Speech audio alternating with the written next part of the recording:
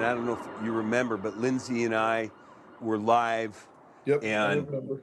You just wrapped something up, and you very kindly walked up just as we were going on the air. And I cannot imagine what those poor kids went through there, especially as a parent. And I cannot imagine what the parents of those two kids are going through tonight. A year later, former MPD Chief Brian O'Hara That day was incredibly tragic. is sharing how he was impacted personally and professionally. A core memory is the last time he was inside Annunciation Church for Easter Mass in April.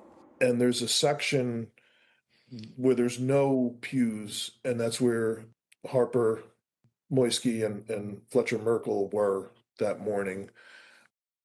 And it was difficult. The first time O'Hara was inside the church was 20 minutes after the shootings. Went into the church and I saw the gifts. As a Catholic, we call it the gifts in the back of the church, the wine and the hosts. And then I saw the there was blood and there was the two children who were killed.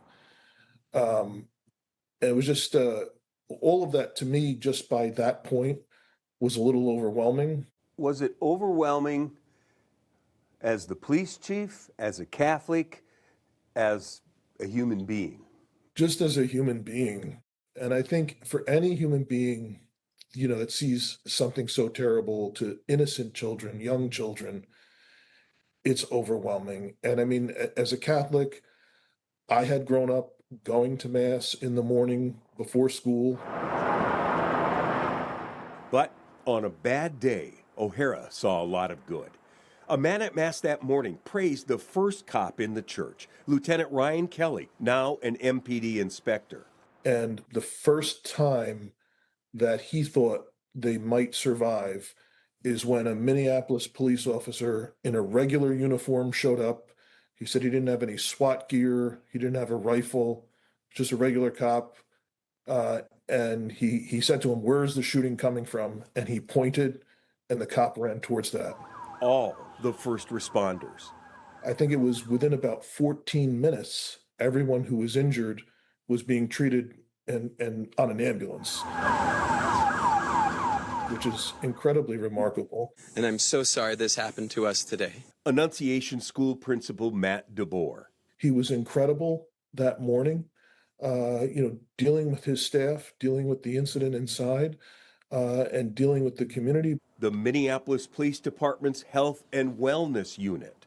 Within maybe 3 or 4 hours, they were able to relieve, I think it was about 70 police officers that were all the initial responders into the scene, dealing with kids, going into the church, doing the searches, all those things. They were able to relieve them from their posts on the scene so that they could debrief afterwards and then seek mental health care. You've always spoke very openly about the importance of mental health care. How did that day impact your mental health? And did you ever reach out to anybody to get support? Yeah. I have privately in the time since then. O'Hara didn't follow his own advice because of the demands of the job. But I felt that my position as the police chief there was a blessing, but it's always temporary, right? And it's a moment in time where you have to really try and focus everything that you can around the clock on the job.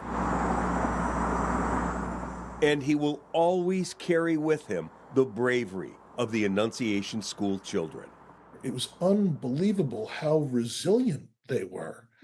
And thank God for it, because I can't imagine the terror that they lived through inside of that building, not being able to see what was happening, just having bullets coming through the windows while you're inside of a church where you're supposed to be safe.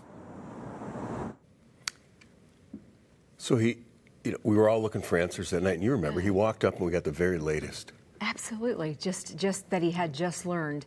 To hear him say what he experienced firsthand is amazing. I'm so glad you brought those comments to us. What's he doing now? Well, he is right now in New Jersey.